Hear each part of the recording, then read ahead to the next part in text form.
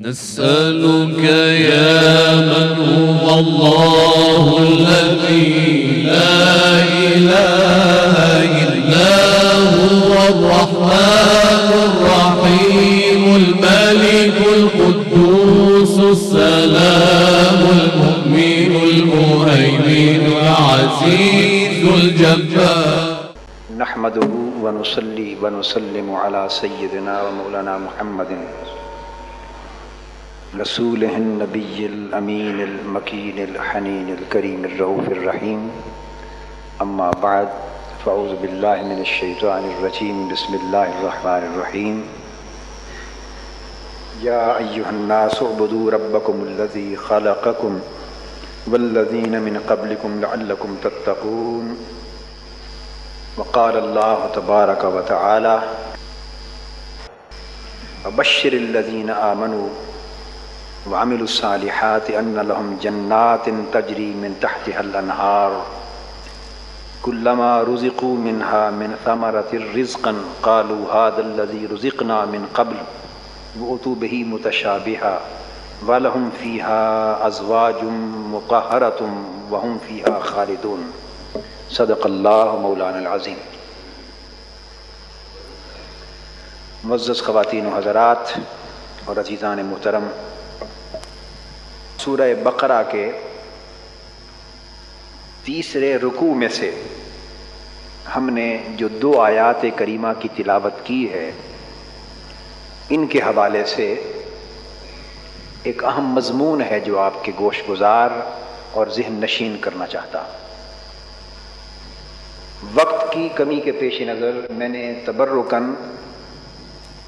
مضمون بیان کرنے کے لیے ایک پہلی آیت جو آیت نمبر 21 ہے سورہ بقرہ کی، اس کی تلاوت کر دی ہے، اور پھر آیت نمبر 25 کی تلاوت کر دی ہے اسی سورہ بقرہ کی، مگر ہمارا موضوع جو ہے وہ صرف ان 2 آیتوں سے متعلق نہیں بلکہ 21 سے 25 تک جو 5 آیتیں ہیں، 4 آیتیں ہیں، ساری کی ساری ان سے متعلق ہے آج کا مضمون۔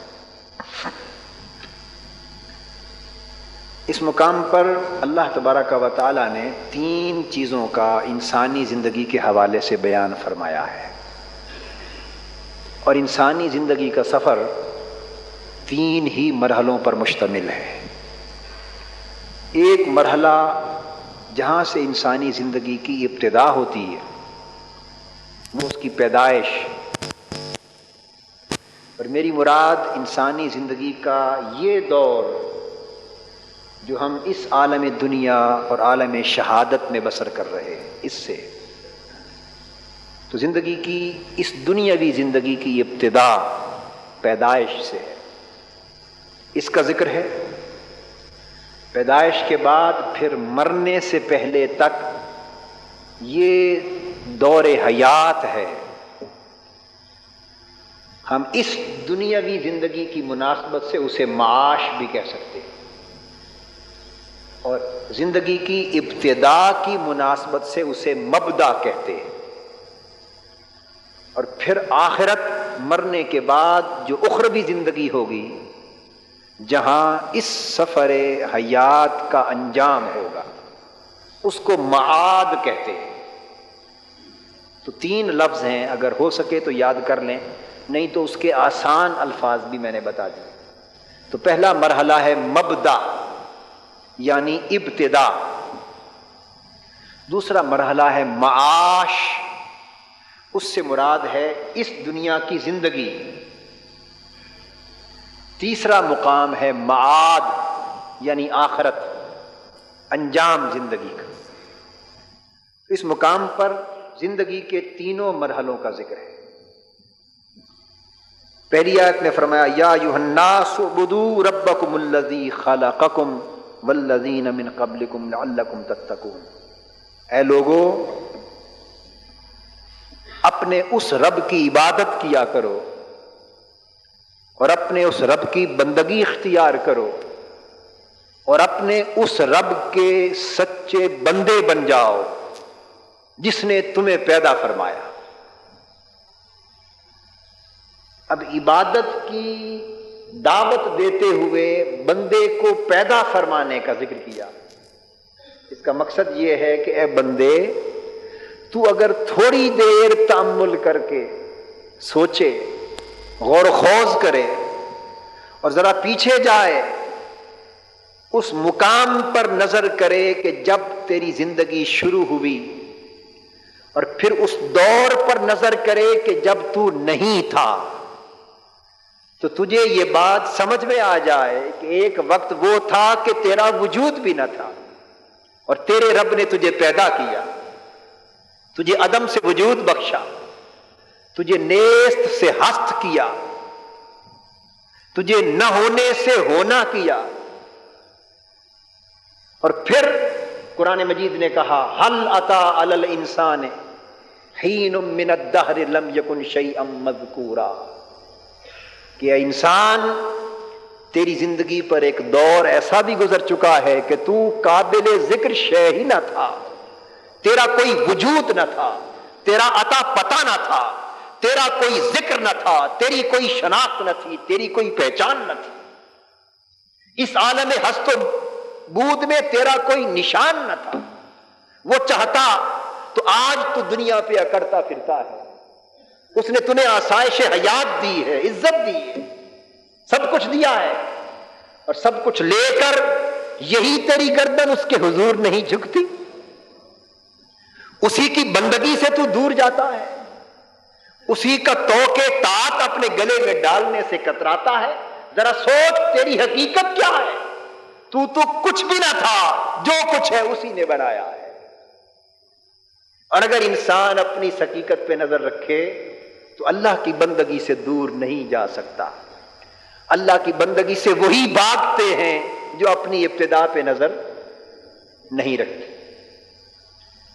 اللہ رب العزت نے اپنی بندگی اور عبادت کی طرف بندے کو بلانے کے لیے تلقین کی ہے کہ بندے ذرا اپنی ابتدا پہ نظر کر۔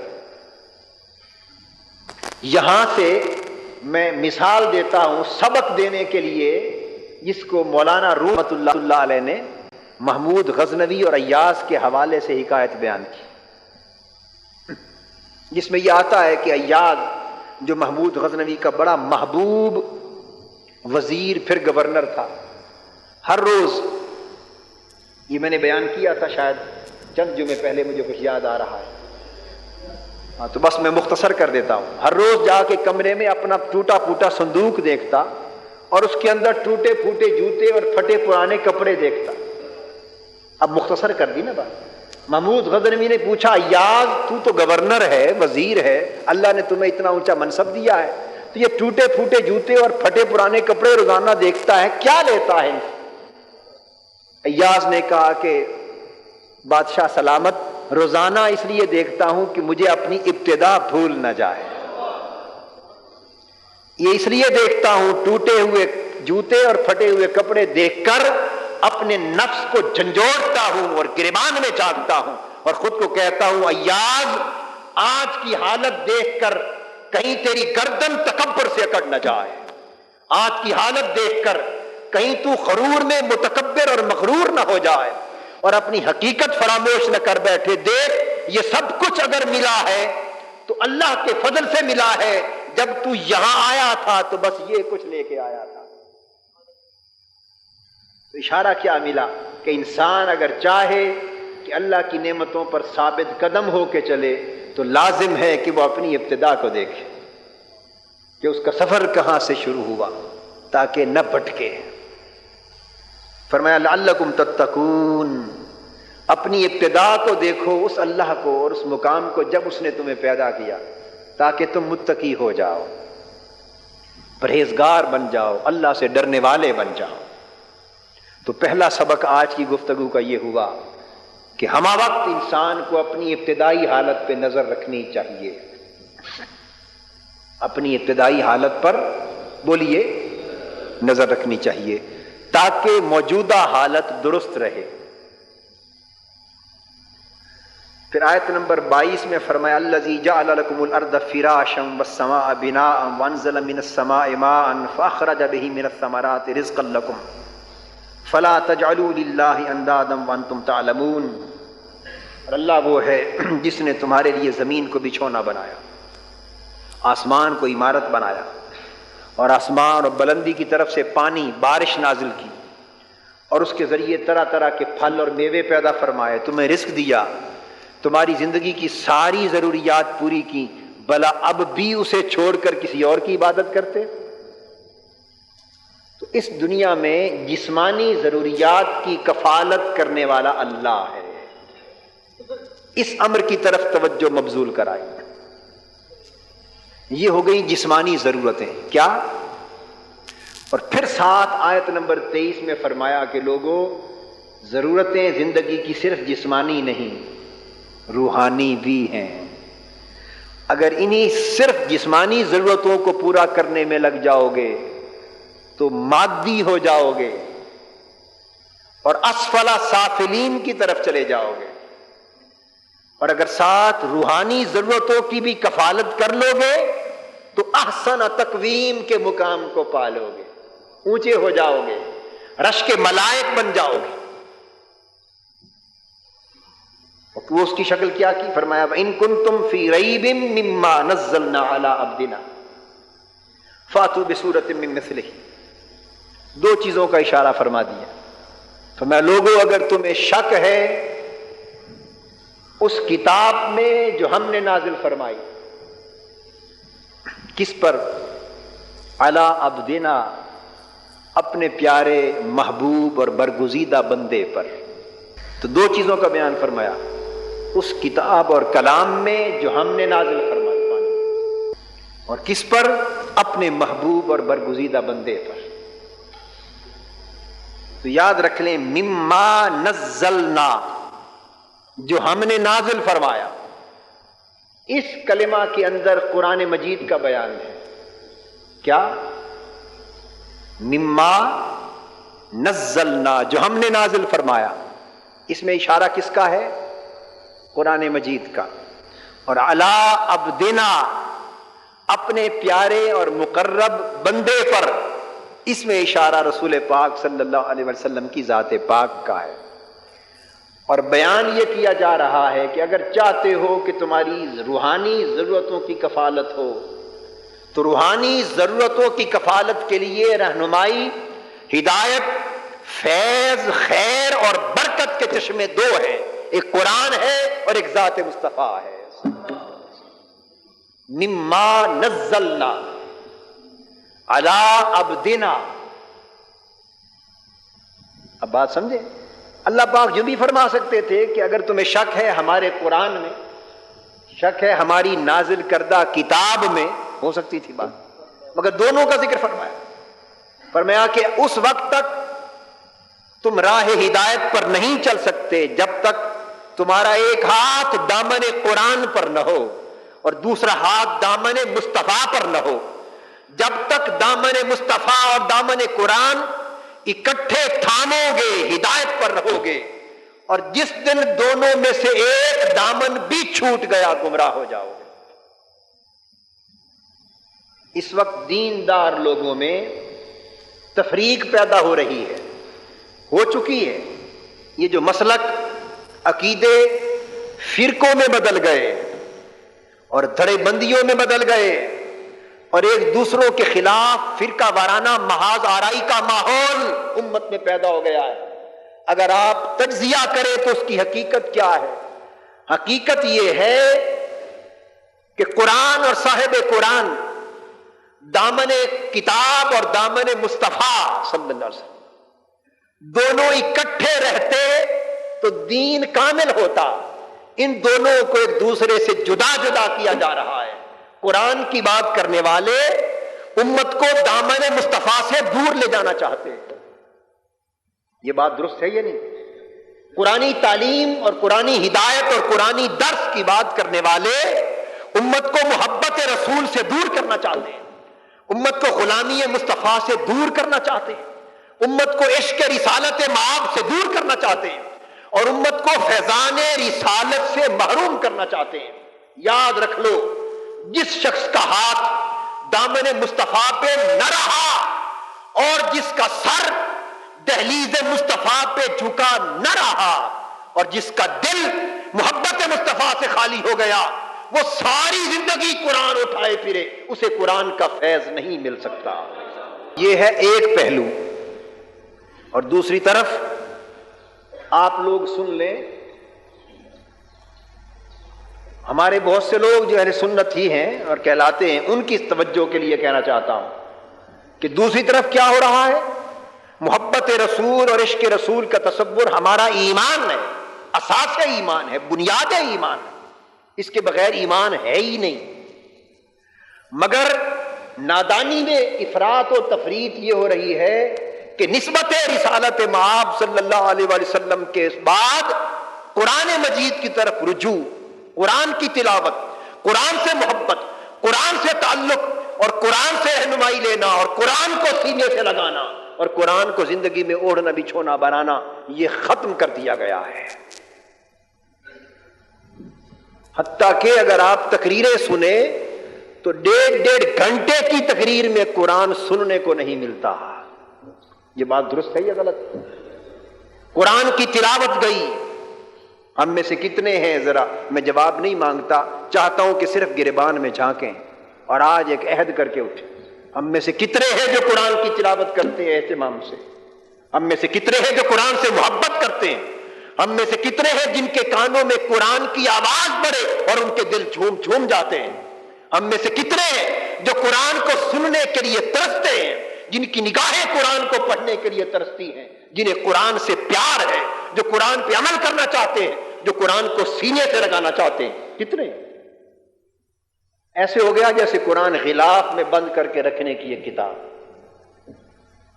الماری میں رکھ دی، بیٹی کو جہیز میں دے دی، کبھی کبھار اٹھا کے دیکھ لیا، چوم لیا، آنکھوں پہ لگا لیا، یہ قرآن ہے۔ قرآن سے تعلق کٹ گیا۔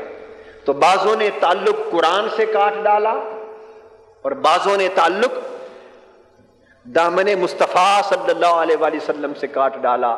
تو بتانا یہ چاہتا ہوں کہ دونوں میں سے جدھر کا معاملہ کمزور ہو گیا ہدایت سے محروم ہو گیا۔ تو سمجھ لیں کہ قرآن کے بغیر مقام مصطفیٰ کی معرفت نصیب نہیں ہوتی اور ذات مصطفیٰ کے وسیلے کے بغیر قرآن کی ہدایت اور فیض نصیب نہیں ہوتا۔ قرآن کے ذریعے صاحب قرآن یعنی ذات مصطفیٰ کی معرفت اور محبت اور رہنمائی نصیب ہوتی اور ذات مصطفیٰ یعنی صاحب قرآن صلی اللہ علیہ وآلہ وسلم آپ کے ذریعے قرآن کا فیض ملتا ہے۔ تاریخ منہاج القرآن کی خوبی یہ ہے کہ اس نے اس دور میں ایک آواز بلند کی ہے کہ لوگوں، قرآن اور صاحب قرآن میں فرق کرنے والوں، قرآن اور ذات مصطفیٰ کو آپس میں دور دور کرنے والوں، دونوں راستے غلطی کی طرف جا رہے ہیں۔ آؤ، اگر ہدایت چاہتے ہو تو بیک وقت قرآن اور دامن مصطفیٰ کو تھام لو۔ یہ تحریک منہاج القرآن کی دعوت، یہی اس کا امتیاز ہے۔ اور میں چاہوں گا جو اس مشن سے متعلق ہیں وہ عہد کر لیں کہ اور کچھ نہ صحیح، کم سے کم ایک رکوع ہی صحیح مگر روزانہ قرآن مجید کو پڑھا کریں۔ کیا بولیے؟ اور جن کو ترجمے کی توفیق نصیب ہے وہ ترجمے سے پڑھا کریں، سمجھا کریں۔ ہماری زندگیاں قرآن سے دور ہو گئی، آپ بات تو سمجھیں۔ اور آخری بات جو آیت نمبر 25 میں فرمائی، جس کا یہ تھا اس زندگی کا، اس زندگی کا سنوارنے والا بھی اللہ ہے، مگر سنورنا تبھی ممکن ہوگا اگر منبع فیض و ہدایت سے تعلق ہوگا اور منبع دامن مصطفیٰ اور دامن قرآن مل جائے تو منبع بن جائے گا ہدایت کا۔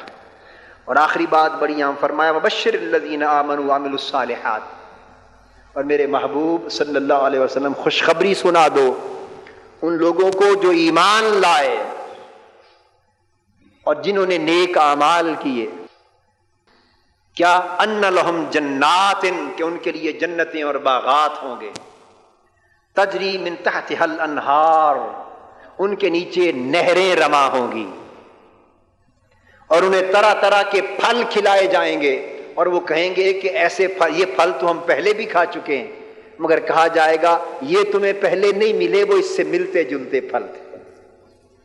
یہ تو ہے عام معنی اور مفہوم جو آپ پڑھتے بھی ہیں اور سنتے بھی ہیں، مگر یہ معنی حق ہے، مگر اس کے اندر کچھ اسرار ہیں، ان میں سے ایک بات آج بتانا چاہتا ہوں، بس ایک ہی بات کہنا چاہتا ہوں کہ ایمان اور عمل صالح کیا ہے۔ آخرت میں تو ایمان اور عمل صالح کے نتیجے میں باغات اور جنتیں ملیں گی، اور وہ جنتیں اور باغات جن کے نیچے نہریں رواں ہوں گی، یہ تو ایک اس کا مفہوم ہو گیا۔ مگر سمجھنے والی بات یہ ہے کہ فرمایا وبشر الذین آمنوا وعملوا الصالحات، ایمان اور عمل صالح دو چیزوں کا ذکر ہے، اور اس کے ساتھ جزا کے طور پر ان لہم جنات، باغات، تجری من تحتها الانہار، اور ان کے نیچے رواں نہریں، یہ بھی دو چیزیں ہیں۔ تو دونوں کا تعلق یہ ہوا، فرمایا کہ ایمان والو عمل صالح کیا کرو، ایمان والو عبادت کیا کرو، ایمان والو نیکی، تقوی اور اعمال صالحہ سے اپنی زندگی کو مزین اور آراستہ کیا کرو۔ کیوں؟ کہ ایمان اچھا ہوگا تو ایمان تمہارے لیے آخرت میں اور روحانی طور پر باغات بن جائے گا۔ ایمان کا درجہ کیا ہوگا؟ باغات کا، حسین و جمیل باغات ہوں گے، اور باغات سے مراد باغ ایمان ہے، باغ ایمان ہے۔ اور تجری من تحتها الانہار، ان کے نیچے نہریں رواں ہیں، یہ نہریں اعمال صالحہ کی ہیں، یہ نہریں اعمال صالحہ ہیں۔ فرمایا کہ اگر کھود کھود کر، محنت کر کے، راتوں کو جاگ جاگ کر، مصلوں پر رو رو کر، نیندیں ختم کر کر کے، وضو کر کے عبادت کر، محنت کرو، مشقت کرو، ریاضت کرو، تگو کرو، کچھ قربان کرو، آرام جانے دو، اور اگر تم نے عبادت کی، اعمال صالحہ کیے، اپنی گردن جبینوں کو اللہ کے حضور جھکایا اور اپنے اعمال کی نہریں کھودی اور ایمان کے باغوں کے نیچے اعمال کی نہریں چلا دی، تو تمہارے ایمان کے باغ سرسبز و شاداب ہو جائیں گے۔ تو ایمان کے باغ انہی کے سرسبز و شاداب ہوں گے جن کے نیچے نیک اعمال کی نہریں ہوں گی، اور اگر نیک اعمال کی نہریں نیچے نہیں چلاؤ گے تو باغ ایمان کے جلتے جلتے جل جائیں گے۔ ہمارے ایمان کے باغات جل گئے ہیں، ایمان کے باغات جل گئے ہیں۔ کوئی باغ بغیر پانی کے چلتا ہے؟ بولیے۔ باغات، پودے، چمن، کیاریاں، درخت، پھول بغیر پانی دیے رہتے ہیں؟ نہیں، جل جاتے ہیں۔ تو فرمایا ایمان کی مثال باغ کسی ہے، اور اعمال صالحہ کی مثال ان نہروں کسی ہے جو اس باغ کو پانی دے رہی ہے۔ تو جو اعمال صالحہ کرتے رہیں گے ان کے ایمان کے باغ میں پھول آئیں گے، پھل آئیں گے، خوشبو آئے گی، مہک آئے گی، ثمرات آئیں گے۔ اور جن کے اعمال صالحہ کی نہریں نہیں ہوں گی ان کے ایمان کے باغ جل جائیں گے۔ اور جو اعمال صالحہ کا پانی دیں گے ایمان کے باغات کو، پھر ایمان کے درختوں اور پودوں پر طرح طرح کے پھل آئیں گے، اس پر ایمان کے باغات میں مختلف درختوں پر پھل لگیں گے۔ ایمان کے باغات میں کسی درخت پر ثمرہ محبت الہی لگا ہوگا، کسی پر محبت الہی کا پھل لگا ہوگا، کسی پر طاعت الہی کا پھل لگا ہوگا، کسی پر خشیت الہی کا پھل ہوگا، کسی پر خوف الہی کا پھل ہوگا، کسی پر قربت الہی کا پھل ہوگا، کسی پر معرفت الہی کا پھل ہوگا۔ ایمان کے باغ لگے ہوں گے طرح طرح کے پھل سے، کہیں سجدوں کے پھل نظر آئیں گے، کہیں رکوع کے پھل ہوں گے، کہیں قیام کے پھل ہوں گے، کہیں تمہارے آنسو پھل بن کے نظر آ رہے ہوں گے، کہیں آہو بکا پھل بن کے نظر آئے گی، کہیں تمہارے سجدے اخروی پھل بن جائیں گے، کہیں رکوع پھل بن جائیں گے، کہیں تلاوت پھل بن جائے گی، کہیں صدقہ خیرات پھل بن جائیں گے، کہیں روزہ پھل بن جائے گا۔ الغرض تمہاری طاعتیں، تمہاری عبادتیں اور تمہارے اعمال ایمان کے باغ میں طرح طرح کے پھل بن جائیں گے، اور باغات ایمان کے درخت ان پھلوں سے لگ جائیں گے، اور کبھی تم محبت الہی کا پھل کھاؤ گے، کہو گے مولا یہ پھل ہم پہلے کھا چکے ہیں وہ کہے گا نہیں وہ ملتا جلتا تھا، یہ تو محبت کا پھل ہے۔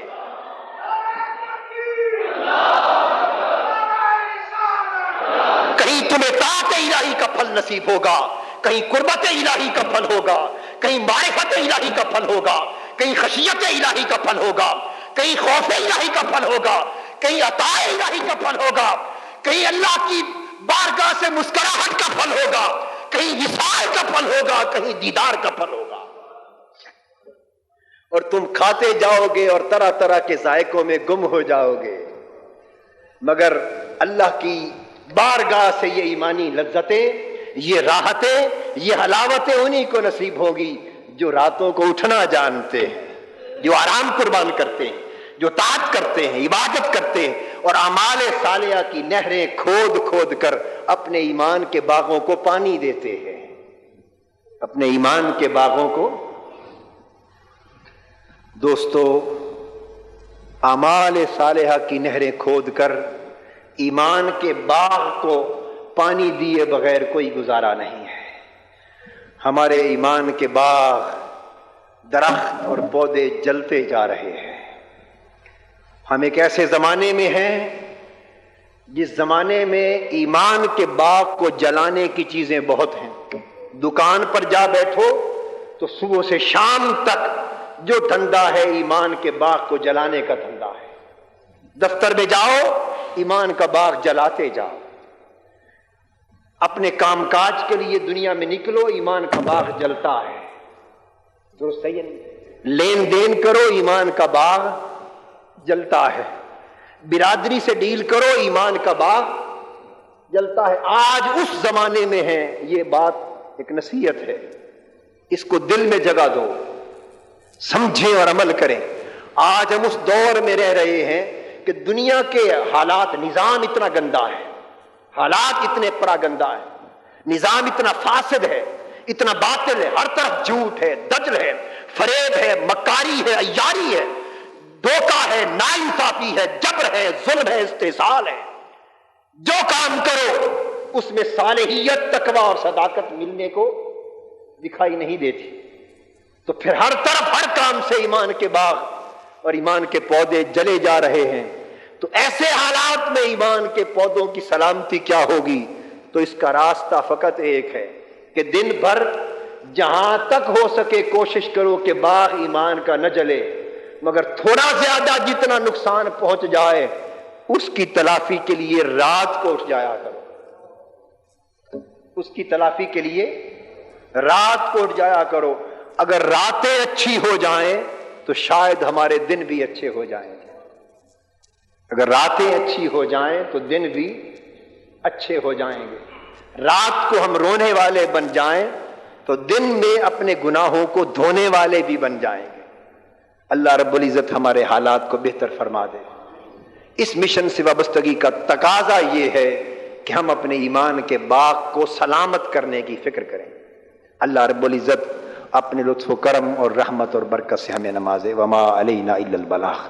نسألك يا من هو الله الذي لا إله إلا هو الرحمن الرحيم الملك القدوس السلام المؤمن المهيمن العزيز الجبار